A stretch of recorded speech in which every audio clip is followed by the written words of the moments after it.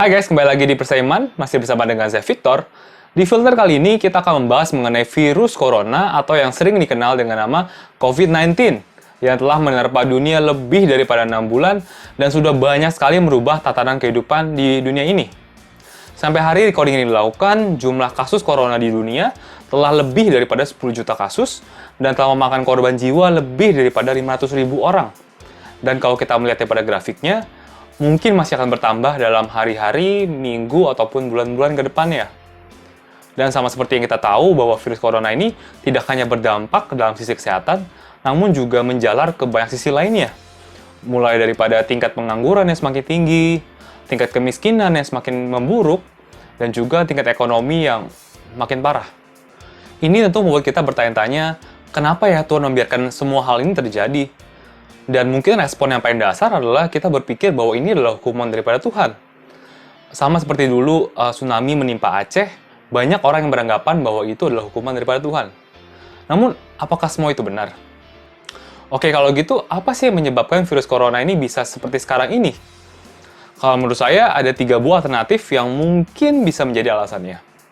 Pertama adalah karena mungkin disebabkan oleh diri kita sendiri. Karena seperti kita tahu bahwa manusia seringkali melakukan hal-hal yang sebenarnya dia tahu tidak baik untuk dirinya sendiri, namun tetap dia lakukan. Contohnya adalah seperti merokok, minum alkohol berlebihan, atau juga obat-obatan, ataupun drugs, ataupun juga makan makanan cepat saji atau junk food. Nah, ini yang sering kita lakukan, dan mungkin setelah kita lakukan ini berpuluh-puluh tahun, maka kemungkinan akan menghasilkan keturunan-keturunan dengan genetik yang memiliki tingkat kekebalan ataupun imunitas yang lebih rendah ataupun lebih buruk daripada sebelumnya.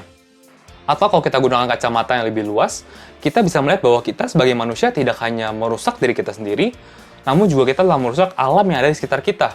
Kita telah menimbulkan kerusakan seperti polusi udara, polusi air, ataupun penebangan hutan.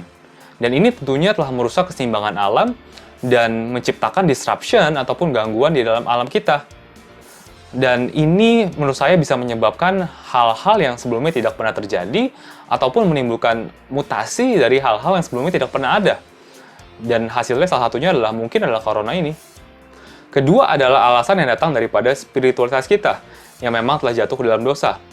Karena seperti kita tahu bahwa semenjak Adam jatuh ke dalam dosa, maka seluruh manusia telah dalam kondisi yang fallen.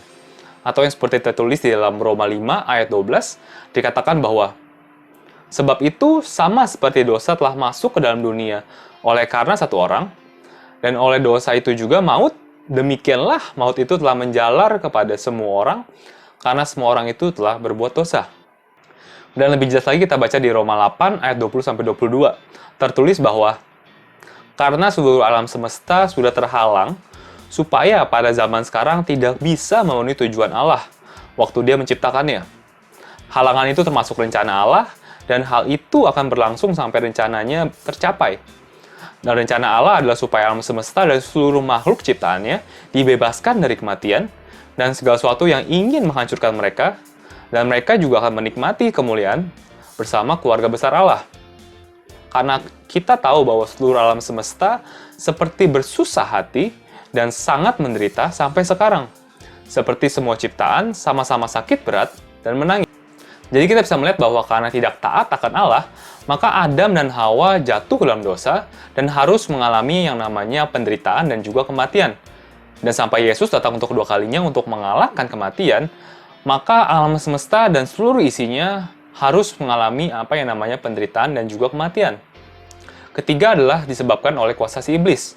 Karena kalau kita lihat di Alkitab, ada beberapa cerita yang menceritakan bahwa ada penyakit-penyakit yang disebabkan oleh pada kuasa si jahat. Salah satu contohnya bisa kita temukan di Matius 8 ayat 32-33. Diceritakan bahwa saat kedua orang itu sedang keluar rumah, beberapa orang datang kepadanya membawa seorang bisu yang dikuasai setan. Sesudah Yesus mengusir setan itu dari orang bisu tersebut, saat itu juga dia bisa berbicara. Orang banyak yang ada di situ heran dan berkata, belum pernah terjadi keajaiban seperti ini di Israel. Atau juga kisah lainnya di Matius 15 ayat 22.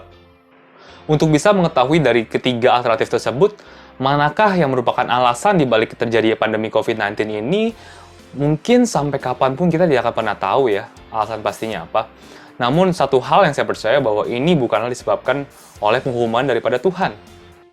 Namun terlepas daripada kita mengetahui ketiga hal tersebut, tetap saja kita tahu bahwa segala sesuatu yang terjadi di dunia ini tidak lepas daripada kontrolnya Tuhan.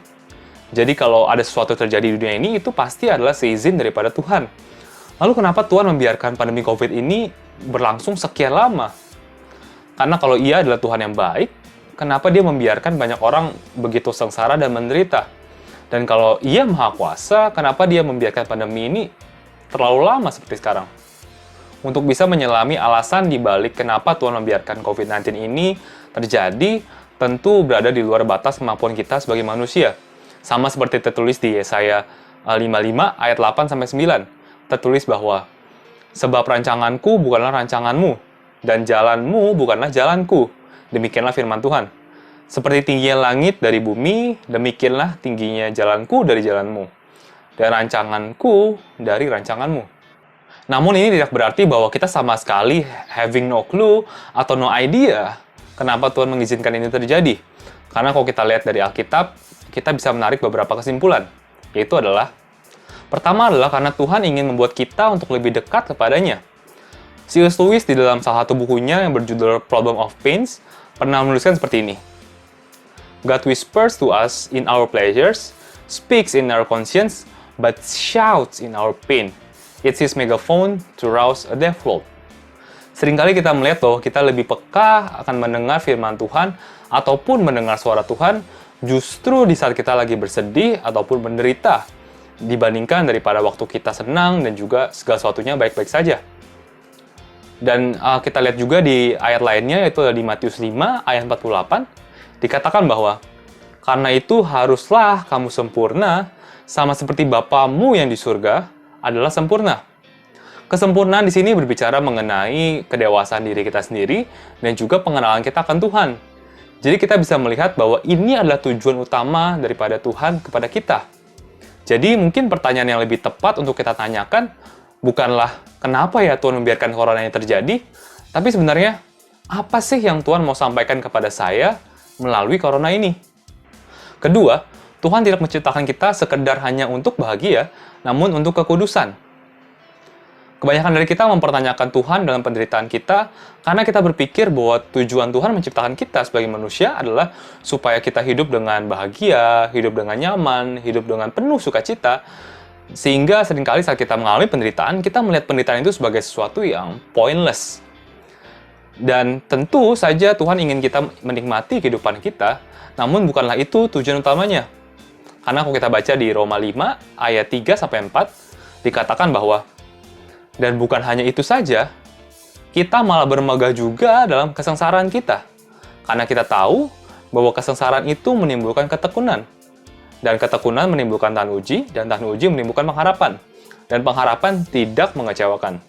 Karena kasih Allah telah dicurahkan di dalam hati kita oleh Roh Kudus yang telah dikaruniakan kepada kita. Jadi harusnya penderitaan yang kita alami harusnya membawa kita kepada pengenalan akan Tuhan yang lebih dekat lagi.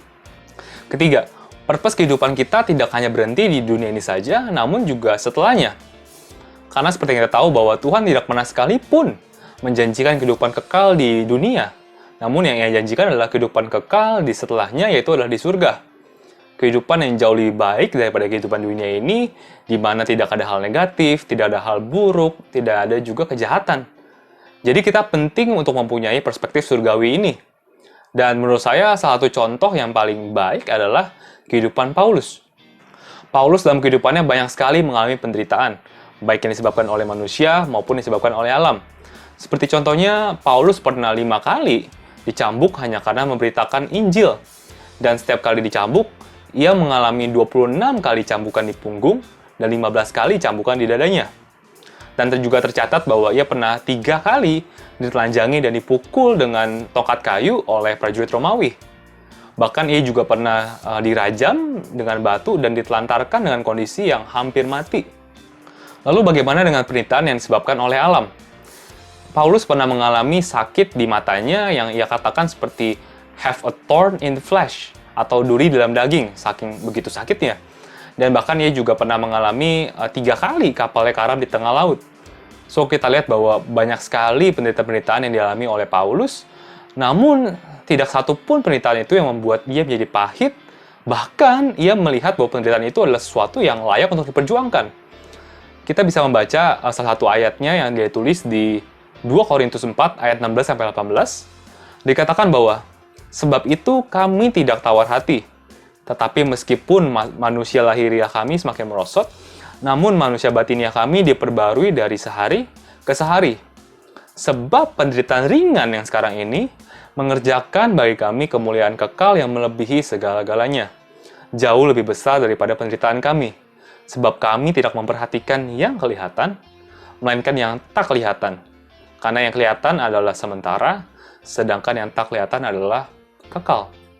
Satu hal yang mungkin mengejutkan kita semua adalah, di balik semua penderitaan yang Paulus alami, ia mengatakan bahwa semua itu adalah penderitaan ringan. Kenapa dia bisa mengatakan seperti itu? Karena saya percaya bahwa Paulus melihat bahwa apa yang menantinya di kehidupan setelahnya bersama dengan Tuhan itu tidak ada apa-apanya kalau dibandingkan dengan penderitaan yang ia alami di dunia ini.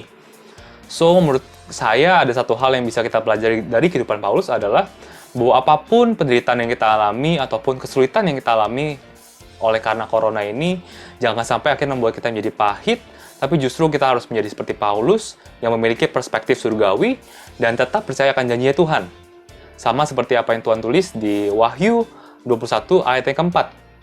Dikatakan bahwa, dan ia, Tuhan, akan menghapus segala air mata dari mata mereka, dan maut tidak akan ada lagi. Tidak akan ada lagi perkabungan atau ratap tangis, atau duka cita, sebab segala sesuatu yang lama itu telah berlalu. Oke guys, jadi itu adalah menurut saya alasan-alasan kenapa Corona atau COVID-19 ini terjadi di dunia ini, dan juga alasan-alasan kenapa sih Tuhan membiarkan hal ini untuk terjadi. Dan saya harapkan bahwa apa yang kita bahas ini bisa menjadi suatu pengharapan buat kita semua bertahan di tengah-tengah kondisi pandemi yang seperti ini, sekaligus bisa juga menguatkan iman kita untuk tetap berharap dan juga tetap berpegang teguh akan firman Tuhan. Oke guys, jadi sekian dulu filter episode kali ini. Semoga bisa menjawab pertanyaan kalian. Dan tentunya di episode-episode mendatang kita akan menjawab topik-topik yang gak kalah serunya. So, jangan ketinggalan ya. Dan kalian boleh like video ini kalau kalian suka, kalian juga boleh share ke teman-teman kalian, dan kalian juga boleh komen kalau ada topik-topik ataupun pertanyaan-pertanyaan yang mungkin bisa kita bahas ke depannya. Dan terakhir, jangan lupa buat subscribe dan juga nyalakan loncengnya ya, supaya kalian nggak ketinggalan video-video berikutnya. So, see you guys in another episode. Stay safe, stay healthy, and God bless.